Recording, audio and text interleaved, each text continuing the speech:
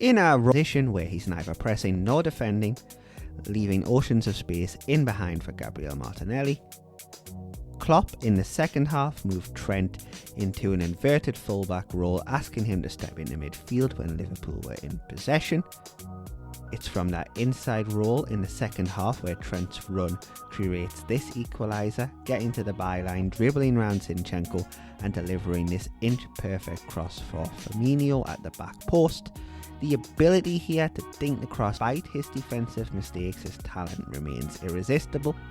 A week later, in a 6-1 thrashing of Leeds, in his new midfield hybrid role, Trent registered 153 touches, the second most in the league this season, and put on a passing clinic, getting 2 assists and even being compared to Steven Gerrard on Monday Night Football. It is in this position here, playing in the centre of the 2 centre-backs in an Andrea Pirlo-esque declining playmaking role. He's one of the most dangerous offensive players alive on the ball between the midfield and defensive lines. From this position he can scan the whole pitch in a blink of an eye and find the perfect pass. Trent has 6 assists in his last 7 games in his new hybrid role, but it's not just the assists that are impressive, it's the ability to play between the lines, dictate the tempo. It is his passing range that has stood out most. The ability to play on a half turn here, by opening up his body and spraying passes diagonally, is a skill set we're used to seeing from technical number 6 like Declan Rice, Jorginho or Mateo Kovacic. This pass here would make Tom Brady proud. A delicious ball swooped over the whole defence and Darwin Núñez really should score. Trent has every pass in the toolbox. He can whip balls in from the inside right channel to the back post, aka the De Bruyne. He can drop deep and play the quarterback role. He can go long and over the top. He can switch to play. He can go short and through the lines. We all know how good Trent is as a playmaker. He's the best English passer/crosser since peak David Beckham, and his numbers reflect that. He has hit double-digit assists in 3 of the past 4 seasons in the league and has 8 so far this season. He has 53 career assists in the Premier League and is only 24 years old.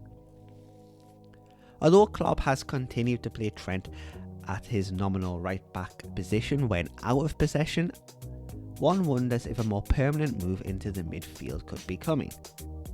A more advanced role would open up the pitch for Trent to shoot more. He has 21 shots in 34 league games this season and has only scored 1 goal. Given his shooting ability from free kicks, there's no reason why he can't score 5 to 10 goals a season.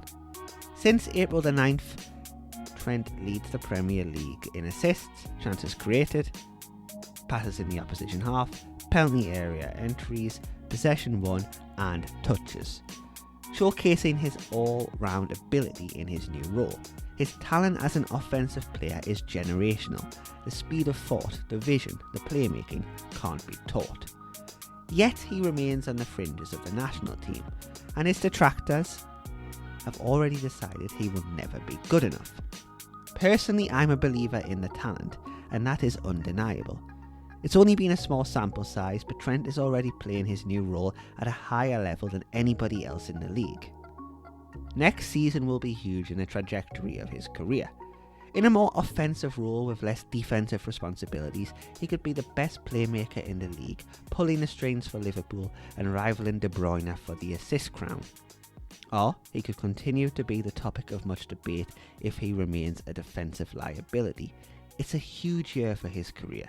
He's already achieved so much, but with so many years left, the next chapter will be fascinating.